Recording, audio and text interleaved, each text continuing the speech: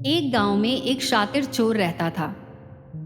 पूरे गांव में उस चोर के बारे में सभी को पता था, लेकिन इसके बावजूद भी उसे कोई पकड़ नहीं पाया। उस शातिर चोर ने अपना पूरा जीवन चोरी करने में ही लगा दिया। इतना ही नहीं, उसके आसपास के सभी गांव और नगर में कोई भी उसके बराबरी का चोर नहीं था। चोर का एक बेटा भी था, जिसे वो अपनी तरह ही शातिर चोर बनाना चाहता था। इसलिए वो अपने बेटे से हमेशा कहता कि कभी किसी साधु या सन्यासी के उपदेश मत सुनना। अगर कोई कुछ कहे तो अपने कान बंद करके वहां से चले जाना। बचपन से ही उसका बेटा अपने पिता से इन्हीं बातों को सुनता आ रहा था, जिस कारण से ये बातें उसके मन में बैठ गईं।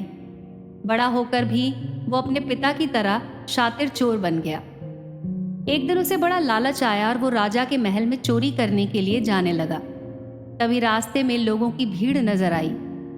चोर ने देखा कि लोग एक सन्यासी के चरणों में गिरकर उनका आशीर्वाद ले रहे हैं।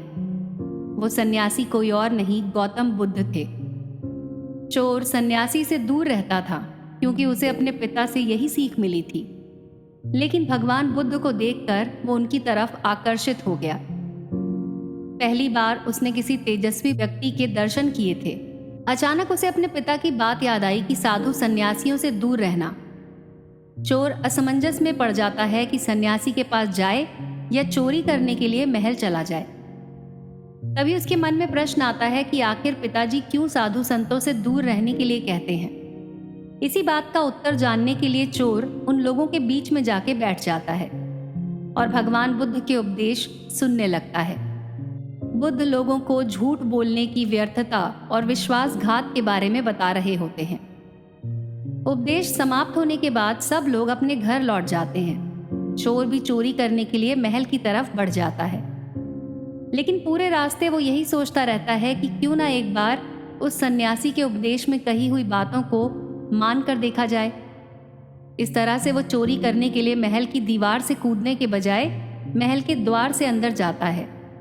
उसे देख महल के द्वारपाल उसे रोकते हैं। तब चोर कहता है कि मैं चोर हूं और महल में चोरी करने जा रहा हूं। द्वारपाल उसकी बात सुनकर हंसने लगते हैं और उन्हें लगता है कि ये महल का सेवक होगा जो उनसे मजाक कर रहा है। ये सोचकर वो उसे महल के अंदर जाने देते हैं। महल में पहुंचने के बाद चोर खजाने की तिजोरी के पास पहुंचता है। तिजोरी को तोड़कर धन और आभूषण को पोटली में भरकर भागने लगता है।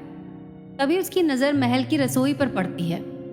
रात होने की वजह से सभी लोग सो रहे होते हैं और रसोई में कोई नहीं होता है। चोर को जोर की भूख लगी होती है, इसलिए वो रसोई में जाकर पेट भर खाना खा लेता है। जब चोर वहां से जाने लगता है तब उसे भगवान बुद्ध के उपदेश में सुनी हुई दूसरी बात याद आती है। जिसका नमक खाया हो उसके साथ कभी विश्वासघात नहीं करना चाहिए।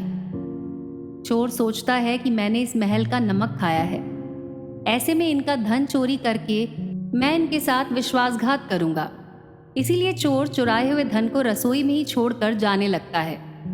महल के एक व्यक्ति की नजर चोर पर पड़ जाती है और वो शोर मचा देता है, जिससे महल के लोग चोर को पकड़ लेते हैं, राजा के पास ले जाते हैं।